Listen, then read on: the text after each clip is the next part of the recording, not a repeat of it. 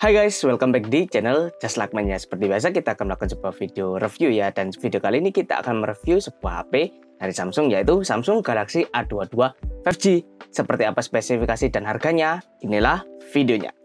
Samsung Galaxy A22 5G ini merupakan versi terbaru dari Samsung Galaxy A22 yang 4G ya. Update atau upgrade ke jaringan yang 5G Pen ya, seperti namanya sudah menggunakan 5G. Lalu launchingnya sendiri sudah 2021 kemarin Juni 24 ya. Di Indonesianya juga hampir sama launchingnya tanggal segitu.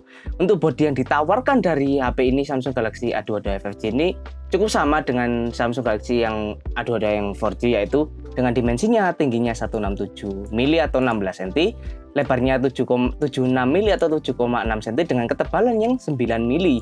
Cukup tebal dibandingkan HP-HP sepantaran atau sekelasnya ya. 9 mili biasanya HP-HP itu cuma 7 sampai 8 mili, 0,7 hingga 0,8 cm, dan ini sudah 9 mili atau 0,9 cm, cukup tebal juga. Ini biasanya ada berpengaruh di suatu spesifikasinya, tapi kita bahas lebih lanjut lagi ya. Dengan beratnya sekitar 203 gram, 180 hingga 200 gram itu cukup standar untuk sebuah HP ya. Jadi ini masuk kelas standar ya Mas Ian.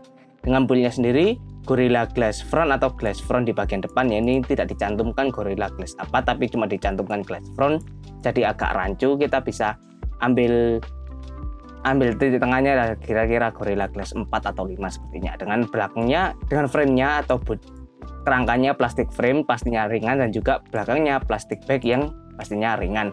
Dengan SIM-nya single SIM, nano SIM, atau dual SIM, nano SIM, dual standby. Ada yang versi nano single SIM atau yang dual SIM, tapi di Indonesia sendiri pastinya yang dual SIM ya. Dengan display yaitu TFT LCD, masih lebih bagus daripada yang IPS LCD. TFT LCD ini, dan juga refresh rate-nya 90 Hz, cukup standar juga dengan HP 2022 sekarang ini ya. Dengan size-nya 6,6 inci, cukup besar juga layarnya. Dengan screen to body ratio 82,3%, masih standar. Dengan resolusinya standar juga 1080 x 2400 pixel, rasionya 20:9. Dengan PPI density-nya atau pixel per inchinya yaitu 399. Dengan platform atau OS yang digunakan dari HP ini seperti biasa Android lah, Android 11 yang kemungkinan bisa di-upgrade ke Android 12 karena sudah ada. Dan juga UI-nya sendiri dari Samsung One UI Core 3.1.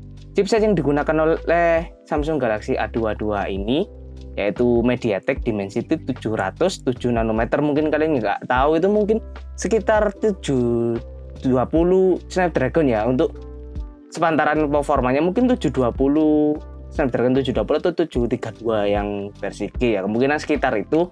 Lalu CPU konfigurasinya itu standar octa-core 2x2,2 GHz Cortex A76, 6x2 GHz Cortex A55 untuk konfigurasinya, dengan GPU yang terintegrasi Mali G57 MC2. Jadi HP ini dengan performa yang sekitar Snapdragon yang 700-an, itu performa segitu cukup bagus untuk gaming yang konvensional, mungkin tidak grafik ultra lah pastinya. Jadi jika kalian ingin main game tapi FPS-nya masih berada di tingkat tinggi, jadi saya sarankan pilih yang medium aja, karena ini performanya cukup standar-standar aja untuk HP jika digunakan untuk gaming. Tapi itu HP sehari-hari cukup bagus lah HP ini ya. Dengan memori yang digunakan masih ada card slotnya, micro SD-nya, dan internal yang tersedia memori RAM-ROM-nya itu ada versi 464, 4128, 6128, dan juga 8128. Sayangnya di Indonesia sendiri ada satu versi yaitu yang 6128, bisa kalian cek di Google. Harganya juga kita akan bahas lebih lanjut di dalam video. Untuk kameranya sendiri triple kamera, main kameranya 48 megapiksel yang paling besar ya, 5 megapiksel ultra wide, 2 megapiksel depth dengan fiturnya yaitu LED flash panorama HDR, dan videonya 1152p 30 fps, cukup tidak standar juga ini ya. Tapi untuk kualitas kameranya sendiri 48 megapiksel, 5 dan juga 2 itu cukup bagus, cukup standar, meskipun tidak ada yang ekstrim-ekstrim seperti HP Vivo ya. Memang Samsung itu jarang mengeluarkan sesuatu yang ekstrim, tapi biasanya hasil output dari kameranya itu Samsung bagus ya. Dengan selfie kameranya yaitu 8 megapiksel, cukup kecil, wide, dengan video 1080 30 fps, cukup standar bawah lah ini untuk selfie kameranya ya, agak ya gimana gitu. Lalu untuk soundnya sendiri, loudspeaker ada pasti 3,5 mm meter jacknya masih ada, meskipun HP 2021 biasanya yang sudah nggak ada. Dengan komunikasinya Wi-Fi-nya ada, Bluetooth-nya versi 5.0, lalu GPS-nya ada, lalu NFC ada tergantung market dan region, tapi di Indonesia itu ada, radionya masih ada, USB-nya USB Type-C 2.0. Untuk fitur lainnya yaitu fitur tambahan fingerprint side mount di bagian kanan atau kiri HP, akselerometer, gyro, proximity, kompas cukup standar. Dengan baterainya sendiri, lithium polymer 5000 mAh non-removable, fast charging-nya 15 watt. Jadi HP ini di Indonesia sendiri itu harganya dibanderol dengan harga 2. Untuk yang versi 6128 ya, RAM-ROM-nya 6128 karena di Indonesia cuma satu itu versinya yang paling banyak ya, mungkin ada beberapa yang agak melenceng dikit, tapi untuk yang versi 6128 ya itu dengan harga tergantung dari tokonya sendiri, karena rentangnya ada yang 2 juta hingga 4 juta, jadi sekitar rentang itu yang versi 6128 ya.